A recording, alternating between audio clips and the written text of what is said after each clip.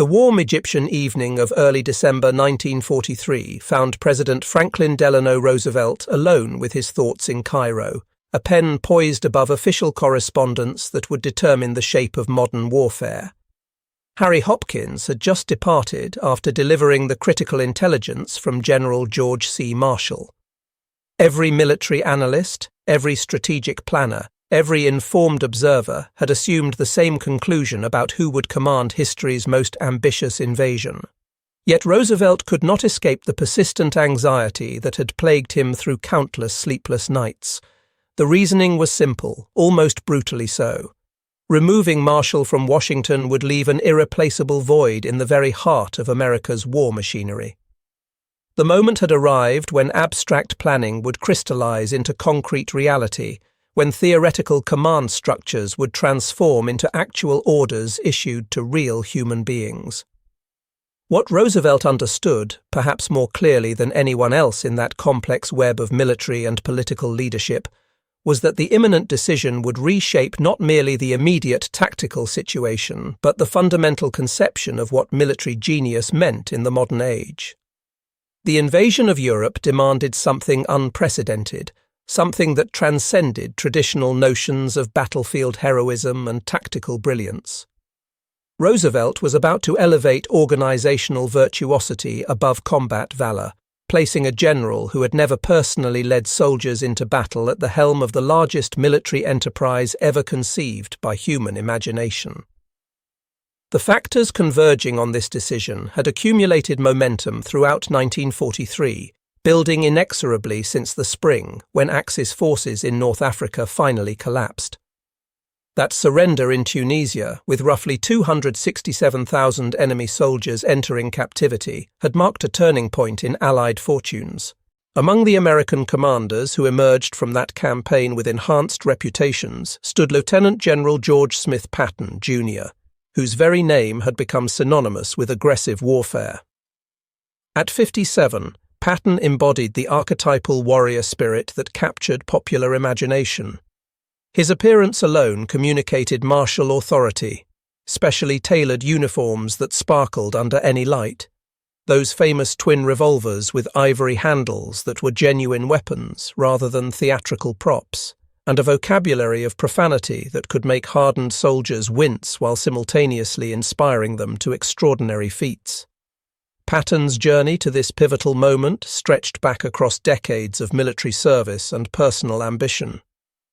Born on November 11, 1885, into Californian prosperity and military heritage, young George absorbed stories of ancestors who had fought in America's formative conflicts.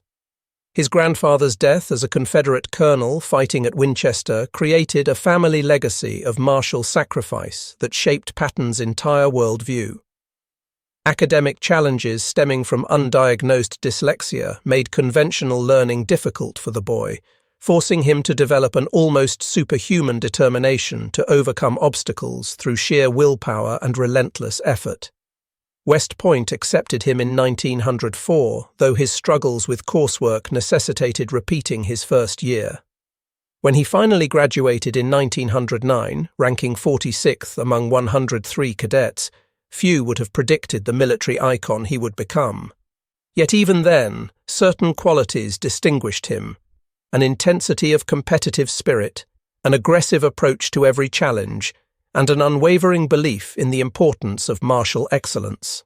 His participation in the 1912 Olympic modern pentathlon in Stockholm demonstrated his commitment to physical prowess, despite a controversial pistol shooting score that likely cost him a higher finish.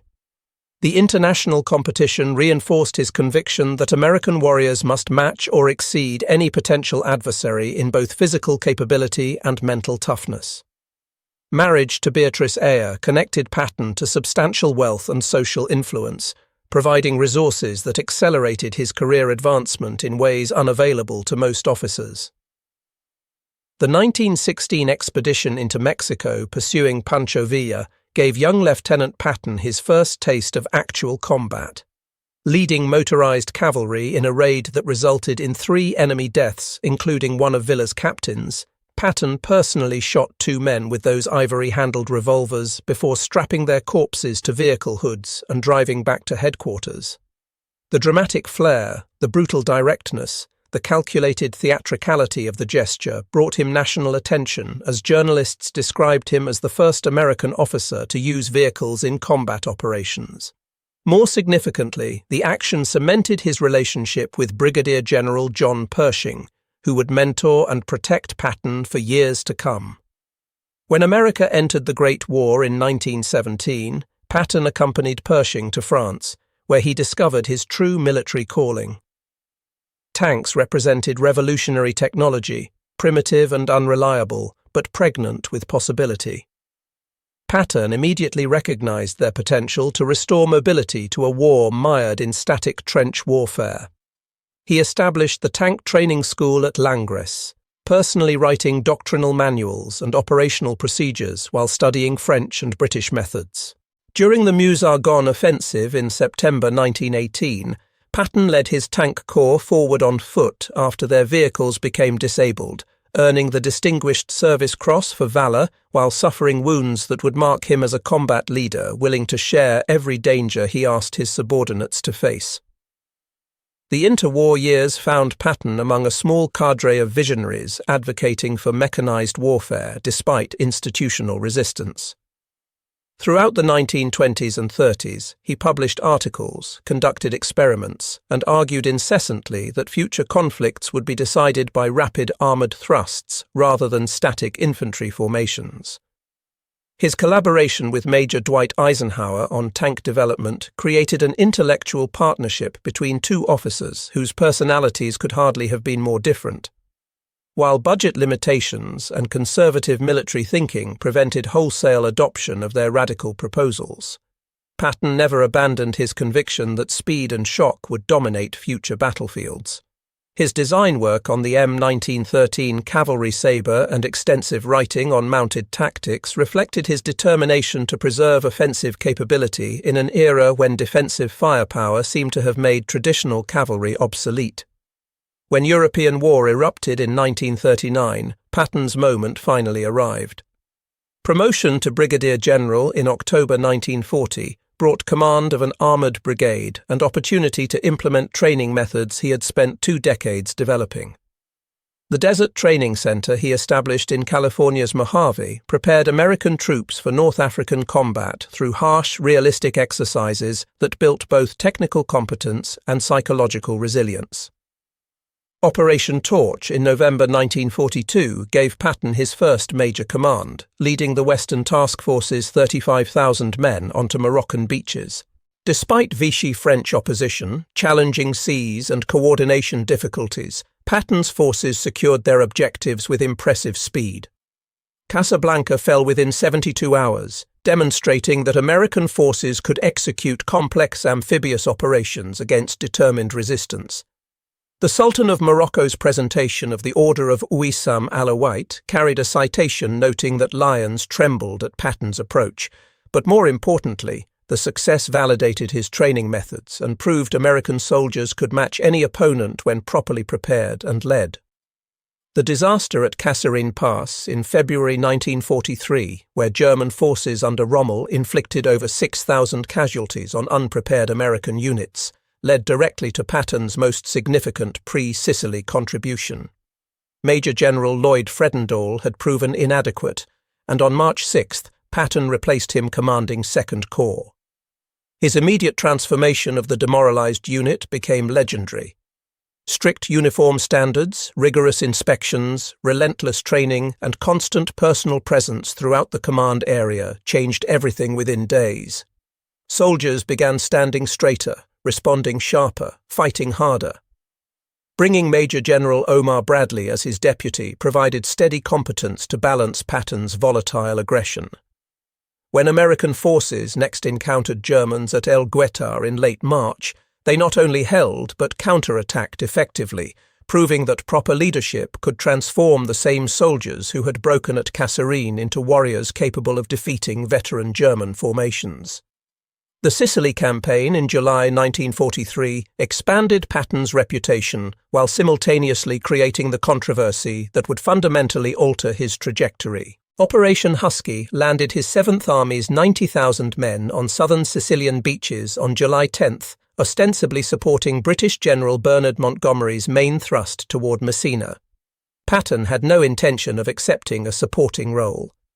When Montgomery's advance stalled near Catania, Patton seized opportunity, launching a rapid westward sweep that captured Palermo on July 22nd, before wheeling east along Sicily's northern coast in direct competition with the British.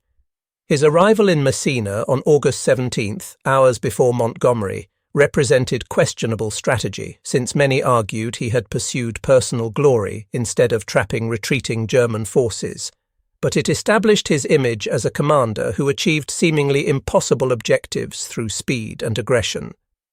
Sicily fell in 38 days, with total Allied casualties approaching 25,000. The campaign eliminated Italy from the war and opened Mediterranean shipping lanes, marking a significant strategic success. Yet amid triumph came incidents that would overshadow military achievements and reshape Patton's career. On August 3rd, visiting the 15th Evacuation Hospital near Nicosia, Patton encountered Private Charles Cool, a 26-year-old soldier hospitalized for combat exhaustion, showing no visible wounds. Patton, believing such conditions represented cowardice, demanded explanation. When told the soldier was nervous and could not tolerate shelling, Patton exploded, slapping Cool across the face with his gloves while calling him a coward and ordering immediate return to the front. Medical personnel reported the incident through channels, but it was temporarily contained. 7 days later, at the 93rd Evacuation Hospital, Patton found 21-year-old Private Paul Bennett in similar circumstances. The confrontation escalated beyond the previous incident. Patton not only struck Bennett, but drew one of those ivory-handled revolvers, waved it at the soldier's head, and threatened to shoot him immediately for cowardice. Medical staff witnessed a senior general threatening to execute a subordinate for psychological trauma, and their reports reached multiple channels, including Lieutenant General Omar Bradley, who secured them in his safe out of loyalty, and medical authorities who ensured they reached General Dwight Eisenhower by August 16th. Eisenhower faced an agonizing dilemma. Patton was arguably the Allies' most effective combat commander, a general whose tactical abilities and aggressive instincts were deemed essential for future operations. Yet he had assaulted subordinates, threatened capital punishment without authority, and violated both military regulations and basic human decency. The incidents revealed serious character deficiencies, raising fundamental questions about fitness for high command. Eisenhower chose a middle approach, sending Patton a blistering letter dated August 17th, noting that while firm measures were sometimes necessary, this did not excuse brutality, abuse of the sick, or uncontrolled temper displays before subordinates. Eisenhower ordered Patton to apologize personally to both soldiers, to medical personnel who witnessed the events, and to every division in 7th Army. Patton complied, though the apologies were humiliating and painful. He visited each division, admitted his actions, and requested forgiveness. Many soldiers respected his willingness to acknowledge error. Others lost faith in his judgment. The incidents remained classified until November 21st, when radio broadcaster Drew Pearson revealed them to the American public. The reaction was explosive and divided. Some Americans supported Patton, arguing war required hard commanders intolerant of weakness. Others viewed the slappings as disqualifying brutality. Congressional pressure on Secretary of War Henry Stimson and Army Chief of Staff George Marshall intensified just as the war's most crucial command decision approached resolution. That decision involved not only Patton, but 2 other extraordinary officers, whose careers had followed very different trajectories. Dwight David Eisenhower entered the world on October 14, 1890, in Denison, Texas, into circumstances far more modest than Patton's privileged upbringing. His father's work as a creamery mechanic in Abilene, Kansas, meant young Dwight grew up understanding financial constraint. West Point represented not martial passion, but practical opportunity for free higher education. His graduation on June 12, 1915, ranking 61st among 164 cadets, suggested an unremarkable future. That class, later called the class the Stars fell on, would produce 59 generals, but in 1915, Eisenhower seemed unlikely to achieve prominence. Early career frustration defined Eisenhower's experience. The Great War found him desperately seeking combat command, but the Army assigned him to train tank units at Camp Colt in Pennsylvania. He proved exceptionally skilled at training and organization, establishing an effective school that prepared thousands for combat, yet he never deployed overseas. The war ended while he remained stateside, leaving him feeling he had missed his generation's defining test. Post-war years brought reversion to permanent captain rank before promotion to major, with advancement proceeding glacially. The 1919 transcontinental motor convoy demonstrated America's poor road conditions while reinforcing his conviction that future warfare would demand mobile mechanized forces and quality infrastructure. Meeting Major George Patton that same year at Fort Meade initiated a friendship and intellectual partnership between radically different personalities. They spent countless hours discussing tank tactics, experimenting with equipment, and writing articles advocating armored warfare, despite facing criticism from superiors committed to traditional doctrine. Throughout the 1920s and 30s, Eisenhower progressed through staff assignments showcasing organizational ability, while keeping him distant from combat commands. Graduating first among 275 officers at the Command and General Staff School in 1926 brought attention from senior officers valuing staff work and strategic thinking. Service as speechwriter and aide to General John Pershing, followed by work under Brigadier General Fox Connor in Panama, provided mentorship shaping his understanding of coalition warfare and military history. Connor predicted another global conflict requiring America to fight as part of an alliance, probably alongside Britain and France. Becoming aide to General Douglas MacArthur in 1933 began a difficult relationship with an imperious, brilliant general convinced of his own genius. When MacArthur went to the Philippines in 1935 to build that nation's defense forces, Eisenhower accompanied him, spending 6 frustrating but educational years learning diplomacy, navigating complex relationships between American advisors, Filipino politicians, and MacArthur's enormous ego. Returning to the United States in 1939 as war erupted in Europe, Eisenhower's career accelerated rapidly as the expanding army desperately needed experienced staff officers. His organizational abilities, clear thinking, and capacity for sustained hard work impressed everyone. Participation in 1941 Louisiana exercises showcasing the Army's growing mechanized capabilities caught General George Marshall's attention. When Japan attacked Pearl Harbor on December 7, 1941, Marshall summoned Eisenhower to Washington, assigning him to the War Plans Division. His first task involved developing Pacific theater strategy, working exhausting hours producing clear, practical plans that impressed Marshall sufficiently to promote him to head the War Plans Division in February 1942. Eisenhower advocated Europe First strategy, arguing that Germany posed the greatest threat and defeating the Nazi regime must be Allied priority. His clarity of thought and ability to see big pictures while managing countless details made him indispensable. In June 1942, Marshall sent Eisenhower to London as Commanding General of the European Theatre of Operations. The promotion was extraordinary for someone who had never commanded combat troops, but Marshall recognized Eisenhower possessed unique skills for coalition warfare. His mission involved establishing American forces in Britain, maintaining alliance cooperation, and planning eventual invasion of France. He proved masterful at working with the British, establishing rapport with Winston Churchill, gaining trust of British military leaders, and creating an integrated Allied headquarters where American and British officers worked side by side. Operation Torch in November 1942 tested these coalition management skills. Eisenhower commanded the invasion of North Africa, coordinating British and American forces in a complex amphibious operation spanning Morocco, Algeria, and Tunisia. Political complications, including negotiations with Vichy French commanders and management of the volatile Admiral François Darlan situation, required diplomatic finesse. Eisenhower demonstrated brilliantly. The campaign succeeded, enhancing his reputation for commanding coalitions in combat operations, despite never personally leading troops in battle. The third figure central to the command decision was George Catlett Marshall, born December 31, 1880, in Uniontown, Pennsylvania.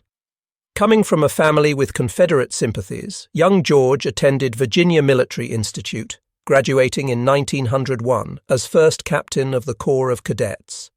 Commissioned as second lieutenant in the infantry, he spent 15 years in various assignments building competence without anyone recognizing his exceptional abilities. World War I provided his first significant opportunity as staff officer with the 1st Infantry Division in France.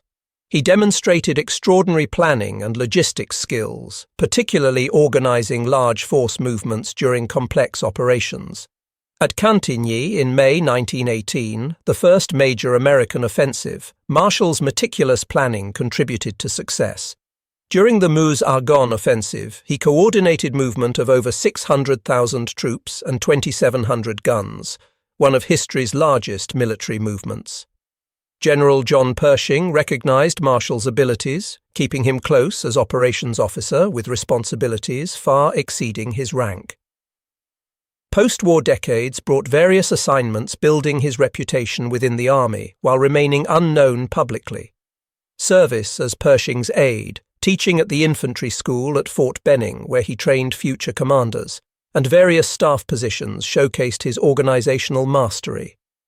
He impressed everyone with integrity, judgment, and ability to identify talented officers. A small black notebook recorded names of promising young officers, a list that would later provide World War II commanders. Officers like Omar Bradley, Matthew Ridgway, Joseph Stilwell, and Dwight Eisenhower all came to Marshall's attention years before achieving fame. In 1939, President Roosevelt made the extraordinary decision to promote Marshall over dozens of more senior officers, appointing him Army Chief of Staff. Roosevelt recognized the coming war would require not just a military commander, but an organizer who could work with Congress, manage vast armed forces expansion, and coordinate with allies. Marshall assumed office on September 1, 1939, the same day Germany invaded Poland.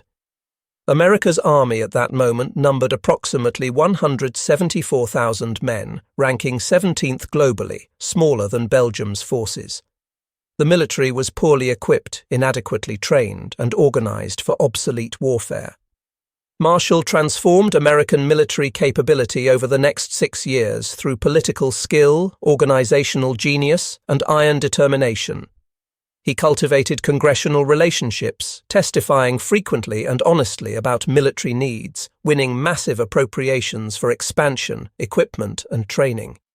He established new training centers nationwide, created new divisions, and oversaw induction and training of millions. He promoted talented officers rapidly, bypassing seniority when necessary to place correct commanders in appropriate positions. He coordinated with the Navy despite inter-service rivalries, managed relationships with difficult Allied leaders, particularly Churchill, whose strategic vision often conflicted with American priorities. Most importantly for the war's outcome, Marshall became primary advocate for cross-channel invasion of France. From 1942 onward, he pushed relentlessly for direct assault on German-occupied France as the fastest route to defeating the Nazi regime. Churchill preferred peripheral strategy, attacking through North Africa, Sicily, Italy, and the Balkans, what he called Europe's soft underbelly. Marshall argued this was strategically unsound, diverting resources from the main effort and prolonging the conflict. He fought battles within American military, with the Navy demanding more Pacific resources, and against British planners who remembered Great War slaughter and feared another Western Front bloodbath. He finally secured Roosevelt's commitment to cross-channel invasion in 1943 with a May 1944 target date. By late 1943, Marshall was America's most respected military leader. Churchill called him the organizer of Allied victory. Stalin trusted him. Roosevelt relied on him absolutely. The British would accept him as Supreme Allied Commander, despite preferring one of their own. Pershing, now in his 80s, wrote Roosevelt urging Marshall's appointment. Congressional members expected it. Military historians assumed it. Marshall himself never campaigned for the position, consistently replying when asked his preference that the president must decide what was best for the country, not what was best for George Marshall. Roosevelt faced an agonizing choice. Marshall deserved the command. His strategic vision had shaped Allied strategy. His organizational abilities were unmatched. But Marshall's value in Washington was irreplaceable. He coordinated global war effort across multiple theaters, managed congressional relationships, ensuring continued support and appropriations, worked with British chiefs, the Navy, and difficult personalities like Douglas MacArthur commanding in the Pacific, and maintained industrial mobilization, providing weapons and supplies. Admiral Ernest King and Admiral William Leahy, members of the Joint Chiefs of Staff, strongly opposed removing Marshall from Washington, arguing no other officer could perform his essential functions. The Cairo and Tehran conferences in November through December 1943 brought the decision to a head. Stalin demanded to know who would command Overlord, suspecting Anglo-American delays and wanting assurance the invasion would actually occur. Churchill supported Marshall, but privately worried about losing such an effective coalition manager. Roosevelt wrestled with the decision, torn between rewarding Marshall's service and maintaining his irreplaceable Washington contribution. He sent Harry Hopkins to Marshall in Cairo during early December to gauge his preference. Marshall refused to state one, saying only he would support wholeheartedly whatever decision Roosevelt made. Roosevelt then invited Marshall to a private meeting on December 5, 1943. According to Marshall's later recollection, Roosevelt, after considerable hedging, asked directly what Marshall wanted to do. Marshall gave the same answer. Personal feelings could not matter when the issue was too important to the nation. Roosevelt reportedly replied he felt he could not sleep at night with Marshall out of the country. The president had made his decision. Marshall would remain as Army Chief of Staff, coordinating the global war. Someone else would command Overlord. On December 7, 1943, exactly 2 years after Pearl Harbor, Roosevelt informed Eisenhower of his appointment. The message was characteristically brief and informal. "Well, Ike, you are going to command Overlord." Eisenhower was stunned. He had assumed Marshall would receive the command and had been preparing to return to Washington to take Marshall's position as Chief of Staff. Now he faced the greatest military responsibility in history. That same day, Marshall wrote notes to Stalin and Churchill informing them of Eisenhower's appointment, sending Eisenhower a copy with a brief handwritten message. "Dear Eisenhower, I thought you might like to have this as a memento. It was written very hurriedly by me as the final meeting broke up yesterday, the president signing it immediately. The decision made profound sense once its logic became clear. Overlord was not primarily a tactical operation requiring battlefield genius. It was the most complex organizational challenge in military history, requiring coordination of forces from multiple nations with different command structures, strategic priorities, and tactical doctrines. The operation would involve over 3 million men, nearly 7,000 ships, 11,000 aircraft, and countless supporting elements. Success would depend on diplomatic skill in managing alliance politics, organizational mastery, coordinating complex movements, strategic vision seeing how tactical operations fit into larger objectives, and ability to make subordinates from different nations work together effectively. Eisenhower possessed exactly these qualities. His natural charisma made him universally liked. British troops trusted him. Churchill respected him despite occasional disagreements. Even Charles de Gaulle, notoriously difficult and suspicious of Anglo-American intentions, found Eisenhower acceptable. Eisenhower's strategic thinking encompassed not just military operations but political consequences, economic factors, civil affairs, and public opinion. He understood modern war was as much political as military. He had proven in North Africa and Sicily he could manage complex coalitions under combat conditions. Most crucially, he had developed a leadership style that made subordinates feel valued while maintaining absolute authority. He listened to criticism, admitted mistakes, and learned continuously. These qualities made him ideal for supreme command of a coalition where unity of effort mattered more than tactical brilliance. As Eisenhower established headquarters in London in January 1944, he immediately confronted challenges validating Roosevelt's judgment. The first involved command structure. The initial plan developed under British Lieutenant General Frederick Morgan called for a 3-division assault on a narrow front. Eisenhower, reviewing the plan, immediately recognized it as inadequate. He insisted on expanding to 5 divisions, landing on a broader front, giving more flexibility and reducing vulnerability to German counterattack. This expansion required more landing craft, more air support, more supplies, all in short supply. Eisenhower had to negotiate with Churchill, with the combined chiefs of staff, and with naval commanders to secure needed resources. His diplomatic skills and ability to make compelling arguments won agreement for the expanded operation. The second challenge involved ground commanders. British General Bernard Montgomery would command all ground forces during the initial assault, including both British and American armies. This arrangement pleased the British, but created resentment among some American generals who viewed Montgomery as cautious and arrogant. Eisenhower made the system work by clearly delineating responsibilities, giving Montgomery operational control during the landing phase while planning to shift authority to American commanders once the breakout occurred. He managed Montgomery's difficult personality, deflected criticism, and kept the coalition functioning effectively. The third and most sensitive challenge was Patton. Despite the slapping incidents, despite the controversy, despite public outcry, both Eisenhower and Marshall recognized Patton's combat skills would be essential once mobile warfare began. The question was what to do with him until that moment arrived. Eisenhower's solution demonstrated strategic creativity.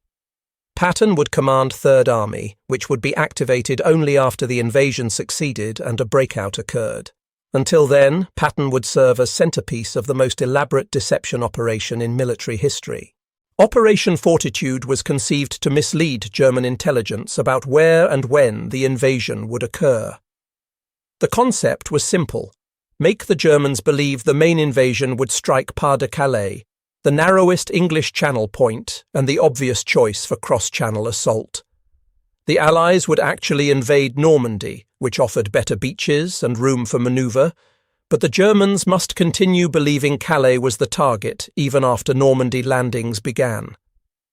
This deception required creating a fictional army that appeared to be preparing for invasion. The Phantom Force was designated 1st United States Army Group, abbreviated FUSAG. It existed only on paper, in fake radio transmissions, in dummy equipment positioned around Dover and southeastern England, and in reports from German spies who were actually British double agents.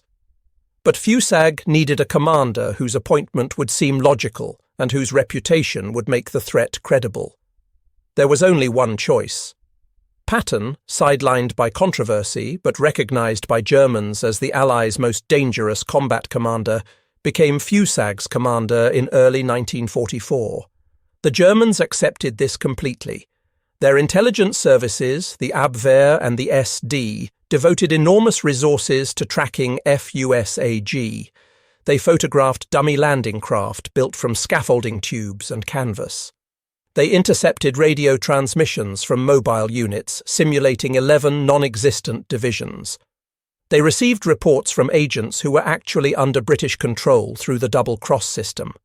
Most convincingly, they saw Patton touring installations, giving speeches, meeting subordinate commanders. Every bit of intelligence confirmed that Patton commanded a massive force preparing to strike Calais.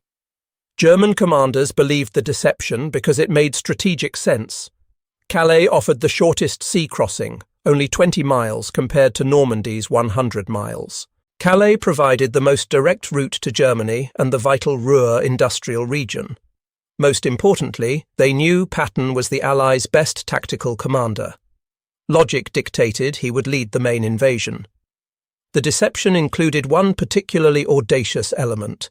General Hans Kramer, who had commanded a panzer division in North Africa before capture in May 1943, was being repatriated due to poor health.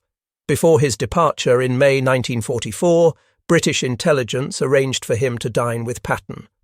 Throughout the evening, Patton, presented as FUSAG commander, mentioned Calais and invasion preparations.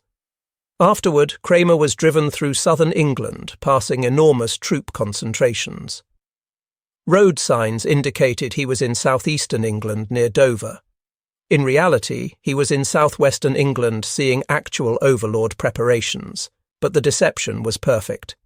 When Kramer reached neutral Sweden and reported to German intelligence, he confirmed everything they already believed. Patton commanded a huge force preparing to invade at Calais. While Patton played his role as decoy, Eisenhower worked exhausting days preparing the actual invasion.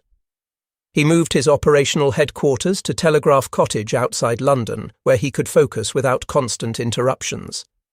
He personally visited every division scheduled to participate in the assault, speaking to soldiers, projecting confidence, building trust.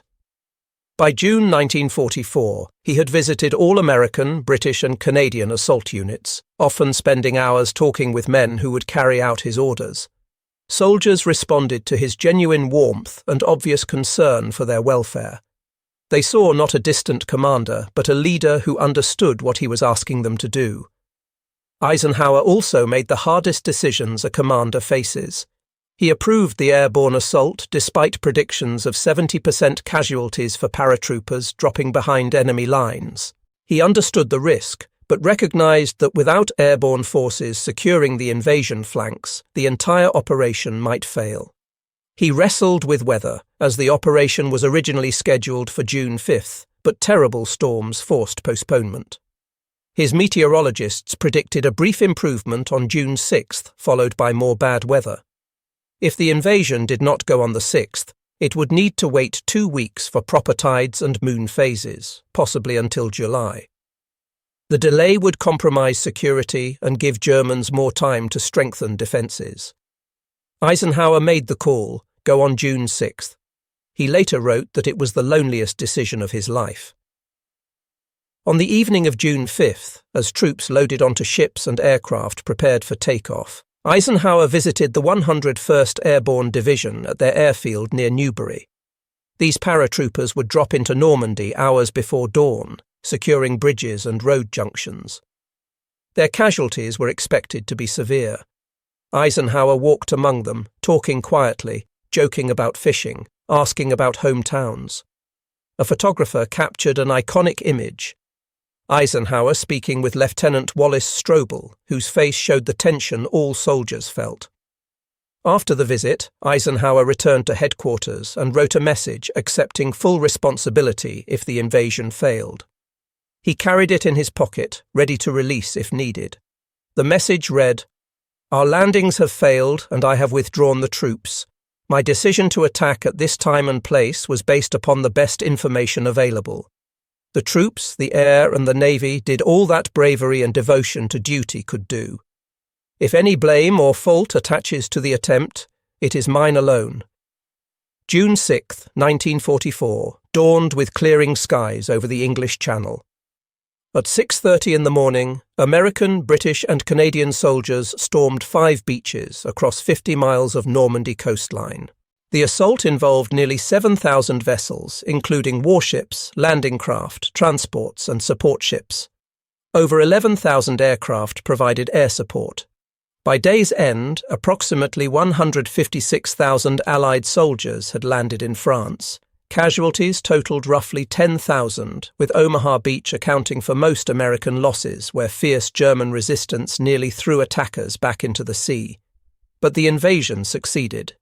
By midnight, Allied forces held their beachheads. The liberation of Western Europe had begun. Eisenhower's careful planning and diplomatic skills had produced success. The expanded assault front prevented German forces from concentrating against a single point. The airborne drops, despite heavy casualties and scattered deployment, confused German commanders and delayed reinforcements. Naval gunfire provided crucial support to struggling infantry. Air superiority prevented German aircraft from attacking vulnerable ships and troops. Most critically, the deception worked perfectly. As fighting raged in Normandy, the German dictator refused to commit his armoured reserves, convinced the real invasion would still come at Calais. The German 15th Army remained near Calais, waiting for Patton. For 7 weeks after landing day, substantial German forces stayed at Calais instead of reinforcing Normandy. British double agents, particularly Juan Pujol Garcia, codenamed Garbo, continued sending messages through German intelligence networks describing Fusag's preparations and explaining why the Calais invasion was delayed. The Nazi leader believed these reports. He kept armoured divisions that might have crushed the Normandy beachhead, waiting for an invasion that would never come. The Allies had hoped the deception might buy them 2 weeks. It bought them 7. Every German division at Calais was one fewer in Normandy, a strategic advantage worth dozens of tactical victories. Patton learned of the Normandy invasion like everyone else by listening to BBC radio on the morning of June 6th. He was devastated. Despite understanding his role in the deception, despite knowing his importance to the plan, he felt he was missing history's greatest military operation. He wrote to his wife Beatrice, "It is hell to be on the sidelines and see all the glory eluding me, but I guess there will be enough for all." To his son George at West Point, he wrote, "This group of unconquerable heroes whom I command are not in yet, but we will be soon. I wish I was there now, as it is a lovely sunny day for a battle, and I am fed up with just sitting." But Patton's absence was his greatest contribution. His reputation alone, his role as phantom commander of a fictional army, tied down German reserves and convinced the Führer that Normandy was a diversion. It was history's greatest irony. Patton achieved his most strategically important victory in a battle where he played no active role. His mere reputation, exploited brilliantly by Allied intelligence and Eisenhower's strategic vision, accomplished more than any tactical maneuver. On August 1, 1944, after 2 months of fierce fighting in Normandy, Patton's Third Army officially became operational. The moment he had waited for had arrived. Operation Cobra, launched on July 25th, had finally broken German defensive lines west of St. Lo. Through that breach poured Patton's armoured divisions in a campaign of speed and aggression that stunned the German high command. Patton employed tactics he had spent decades developing. His forces moved faster than German commanders thought possible, appearing in unexpected places, surrounding enemy units before they could react. The Third Army's advance across France became legendary. Patton's forces raced west into Brittany, then wheeled east toward Paris, then turned northeast toward the German border. By August 25th, American troops were entering Paris. By month's end, Third Army had liberated most of Brittany, closed the Falaise Gap trapping German forces, and captured dozens of towns and thousands of prisoners. Patton's armoured divisions advanced so rapidly that airborne units complained he kept overrunning their planned drop zones. In 30 days, Third Army covered ground planners had estimated would require 6 months. The advance finally halted at August's end when supply lines simply could not keep up. Gasoline consumption exceeded delivery capacity by enormous margins. Eisenhower faced a strategic choice. He could concentrate all available fuel and supplies on Patton, letting Third Army drive deep into Germany while other forces marked time. Or he could distribute resources across a broad front, allowing all Allied armies to advance steadily, but preventing any single deep penetration. Eisenhower chose the broad front strategy, believing it safer and more likely to achieve lasting success. Patton was furious, convinced he could have reached Berlin by Christmas if given supplies. The debate over broad front versus narrow thrust would continue for decades, but Eisenhower's decision reflected his strategic responsibility for the entire campaign, not just a single army's success. In December 1944, Eisenhower's strategic judgment was tested when Germany launched its final major offensive. The German dictator had secretly assembled forces for a massive attack through the Ardennes forest, gambling everything on a desperate attempt to split Allied armies and recapture the vital port of Antwerp. On December 16th, 3 German armies struck American lines held by thinly stretched forces. The attack, later called the Battle of the Bulge, created a crisis requiring Eisenhower's finest performance as supreme commander. Within hours, Eisenhower was organizing the Allied response. He recognized immediately that the German attack, while dangerous, represented an opportunity if handled correctly. German forces were advancing beyond their supply lines, exposing themselves to counterattack. Eisenhower rushed reinforcements to threatened sectors, gave ground where necessary to preserve forces, and coordinated American, British, and French units to contain the penetration. Most crucially, he turned to Patton with an assignment that seemed impossible. The 101st Airborne Division was surrounded at Bastogne, a critical crossroads town. If Bastogne fell, German forces could push westward toward Antwerp. Eisenhower needed Patton to disengage from his current operations, pivot Third Army 90 degrees north, and attack into the southern shoulder of the German Bulge to relieve Bastogne. On December 19th, Eisenhower met with Patton and Bradley at Verdun to coordinate the response. When Eisenhower asked when Patton could attack, Patton replied he could move on December 22nd. Other commanders thought this impossible. Patton had already predicted the German offensive through careful analysis of enemy movements and directed his staff to prepare contingency plans. When he returned to headquarters in Nancy, he simply called his chief of staff and gave the code word for the operation they had already planned. Third Army executed one of the fastest and most complex maneuvers in military history. Patton attacked on December 22nd, driving 3 divisions north through blizzards and frozen ground toward Bastogne. Despite terrible weather, despite German resistance, despite supply challenges, Third Army kept moving. On December 26th, elements of the 4th Armoured Division broke through to Bastogne, linking with the surrounded paratroopers. Reinforcements followed. By January's end, Allied forces had pushed German troops back to their start lines. The Bulge had been eliminated. Germany's last gamble had failed. The Battle of the Bulge showcased the perfect combination of Eisenhower's strategic coordination and Patton's tactical execution.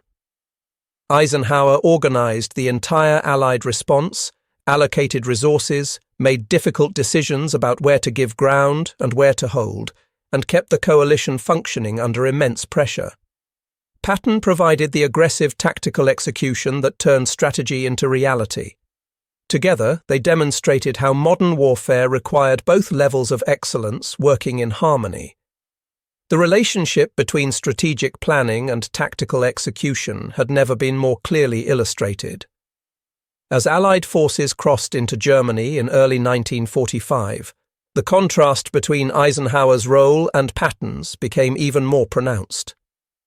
Eisenhower coordinated operations across multiple army groups, managed relationships with Soviet forces approaching from the east, dealt with political decisions about occupation zones and post-war arrangements, and maintained coalition unity as victory approached. Patton focused on destroying enemy forces, capturing territory, and driving his army deeper into German territory. Both roles were essential, but they required fundamentally different capabilities.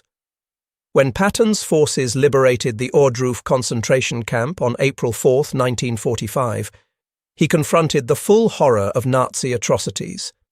He forced local German civilians to tour the camp and witness what had been done in their name.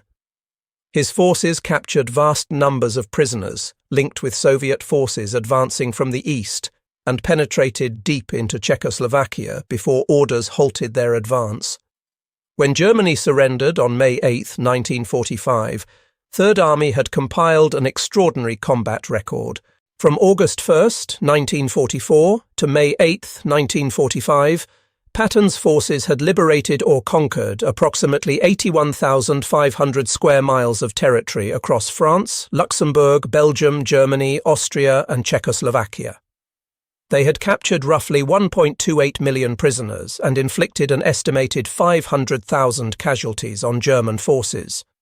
Third Army's own casualties, while significant, were lower proportionally than other Allied armies, validating Patton's philosophy that aggressive offense saved lives by destroying enemy forces before they could organize effective resistance. Yet it was Eisenhower's leadership that made all of this possible. His organizational mastery planned and executed the invasion. His diplomatic skills held the fractious coalition together through countless crises. His strategic vision guided operations from Normandy to the Elbe River. His ability to manage difficult personalities, from Montgomery's arrogance to de Gaulle's prickly nationalism to Patton's impulsiveness, prevented conflicts that might have crippled the alliance. His willingness to make hard decisions, from approving high-risk operations to choosing invasion timing to coordinating responses to unexpected crises, proved him the ideal supreme commander. The question of why America's best combat general was sidelined from leading the landing had been answered through the operation's very nature. The invasion did not require a battlefield tactician. It required a coordinator, a diplomat, a strategic thinker who could manage the most complex military operation ever attempted. Patton was indeed America's finest tactical commander, perhaps the greatest of the war. But the operation required different qualities. It needed someone who could orchestrate coalition warfare, balance competing national interests, think strategically about operations spanning continents, and maintain trust across governments and military services. Eisenhower possessed these qualities in abundance. Patton did not. The slapping incidents, far from being unfortunate but minor mistakes, revealed character flaws that made Patton unsuitable for supreme command. His inability to control his temper, his tendency toward impulsive decisions, his lack of political awareness. These traits might be acceptable in a corps or army commander, but were disqualifying for a supreme commander navigating diplomatic complexities and maintaining political support at the highest levels. Roosevelt's choice of Eisenhower over Marshall demonstrated even greater wisdom. Marshall would have been an excellent supreme commander. His organizational skills were unmatched. His strategic vision was profound. His reputation was impeccable. But Marshall's true value lay in Washington, where he coordinated the global war effort, managed congressional relations, balanced multiple theaters, and maintained the political and logistical support that made victories possible. Removing Marshall to send him to Europe would have solved one problem while creating another. Eisenhower in Europe and Marshall in Washington proved the optimal combination. And Patton, despite being sidelined from supreme command and from the initial invasion itself, found his ideal role. His tactical genius and aggressive spirit were exactly what mobile warfare required once the invasion succeeded. Third Army's performance vindicated every claim about Patton's abilities. He was indeed America's greatest combat commander, the general whose name struck terror into German hearts. But he served under Eisenhower, executing a strategic vision developed by both Eisenhower and Marshall, playing his part in a comprehensive plan that required different skills at different levels. The legacy of this command decision extended far beyond World War II. Eisenhower's success established new principles for modern military leadership.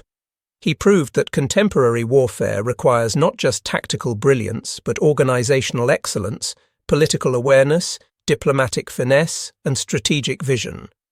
These qualities became standards for senior military leadership in subsequent decades.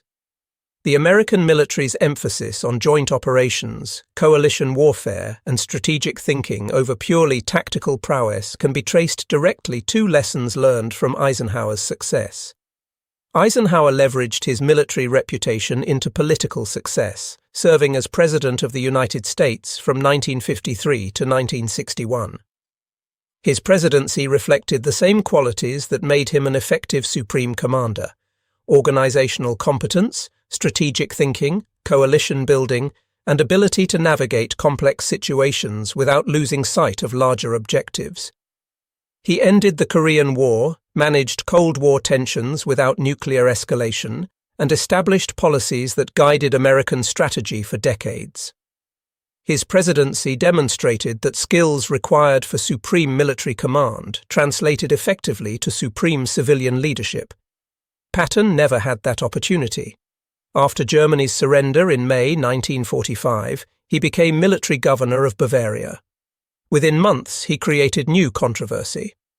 His reluctance to aggressively pursue denazification, his statements suggesting former Nazi party members could serve in administrative roles, and his suggestions that the Allies should immediately confront the Soviet Union brought criticism from Washington and the press.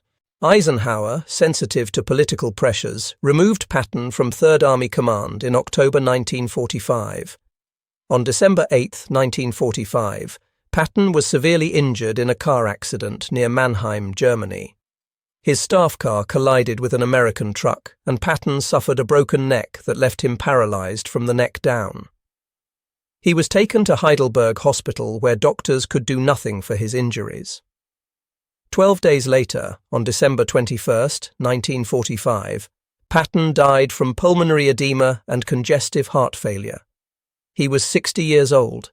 He was buried in the American Military Cemetery in Luxembourg among the soldiers he had commanded. His grave is marked with a simple white cross identical to those of the men who served under him. Marshall continued in public service after the war, serving in roles of extraordinary responsibility. President Truman appointed him special envoy to China in 1945, attempting to mediate between nationalists and communists. The mission failed, but Marshall gained insights into Asian affairs that shaped American policy. In 1947, Truman appointed Marshall as Secretary of State. In that role, Marshall proposed the European Recovery Program in a speech at Harvard University on June 5, 1947. The program, quickly named the Marshall Plan, provided massive American aid to rebuild Western Europe's devastated economy. Over 4 years, the United States provided over $12 billion in assistance, helping 16 European nations recover from war's destruction. The Marshall Plan prevented economic collapse, created prosperity that undercut communist appeal, and established American leadership in the post-war world. It was arguably as important to winning the peace as the invasion had been to winning the war. Marshall served briefly as Secretary of Defense during the Korean War, then retired in 1951. In 1953, he was awarded the Nobel Peace Prize for the Marshall Plan, becoming the only professional soldier ever to receive that honor. He died on October 16, 1959, at age 78, at Walter Reed Army Medical Center in Washington. He was buried at Arlington National Cemetery with full military honors. The relationship between these three extraordinary leaders defined Allied victory in World War II, each contributing essential elements that complemented the others. Marshall provided strategic framework and global coordination from Washington. Eisenhower provided organizational execution and coalition management in Europe. Patton provided tactical excellence and offensive capability at the Army level. No single one could have achieved victory alone. Together, with each serving where his unique talents had maximum effect, they formed an unbeatable combination. Roosevelt's wisdom in recognizing what role each should play proved decisive. The decision to sideline America's best combat general from leading the initial assault was correct by every measure. The landing succeeded through flawless organizational execution, not tactical genius. The invasion required coordinating millions of details across multiple services and nations. It required diplomatic skill to manage coalition tensions. It required strategic vision to integrate the invasion into the broader war. It required patience to wait for ideal conditions and courage to proceed when conditions were merely adequate. These were Eisenhower's strengths. Patton's strengths emerged later, when breakthrough enabled mobile warfare where aggressive tactics determined outcomes. Using Patton as a deception before the landing and as a combat commander afterward demonstrated perfect understanding of how to employ each general where his abilities would have maximum impact. The mathematics of Allied victory were calculated not in terms of who was the best fighter, but who was the best coordinator. Not who could win battles, but who could manage the complex enterprise of coalition warfare. Not who struck fear into enemy hearts, but who maintained trust among fractious allies. By these measures, Eisenhower was the only choice for supreme command. Patton was indispensable as a tactical commander. But for the specific challenge of planning and executing the invasion, then managing the campaign from Normandy to Berlin, Eisenhower possessed precisely the right combination of skills. In choosing Eisenhower over both Marshall and Patton, Roosevelt demonstrated strategic thinking that characterized his wartime leadership. He understood that military organizations, like all complex human enterprises, required different capabilities at different levels. Qualities making an outstanding company commander differ from those needed at division level. Qualities making an excellent corps commander differ from those required at army level. And qualities needed for supreme command are different still. Roosevelt recognized that the operation required supreme organizational and diplomatic capabilities more than supreme tactical abilities. He chose accordingly. The result was the liberation of Western Europe and the defeat of Nazi Germany. On June 6, 1944, when Allied soldiers stormed Normandy beaches, they did so under a command structure that perfectly matched capabilities to requirements. Eisenhower's organizational excellence had planned every detail. His diplomatic skills had maintained coalition unity. His strategic vision had identified the right approach. Marshall's support from Washington had provided resources and political backing. Patton, serving as a deception in England, had tied down German reserves through reputation alone. When Patton finally entered combat 2 months later, his tactical excellence exploited opportunities Eisenhower's planning had created. The greatest military operation in history succeeded because Roosevelt made the right command decision. America's best combat general was sidelined from the landing, not through any failing, but because the operation required different excellence. In choosing Eisenhower over Patton for supreme command, Roosevelt recognized that winning modern wars requires matching appropriate skills to specific challenges. Patton earned his glory in the breakout across France, in relieving Bastogne, in the drive through Germany. But the invasion belonged to Eisenhower, whose organizational mastery, diplomatic capability, and strategic vision enabled the 20th century's greatest military achievement. The decision to sideline Patton was not rejection, but recognition that supreme command required different talents. Talents Eisenhower possessed in exceptional measure. Both men, serving where their unique abilities had maximum effect, contributed decisively to Allied victory. The wisdom of Roosevelt's choice was proven by results. Europe's liberation, the Nazi regime's defeat, and establishment of democratic peace enduring 8 decades. That legacy stands as testament to the principle that great leadership requires not just courage and tactical skill, but wisdom to place the right person in the right role at the right time. Roosevelt possessed that wisdom, and his decision changed military history and shaped the modern world.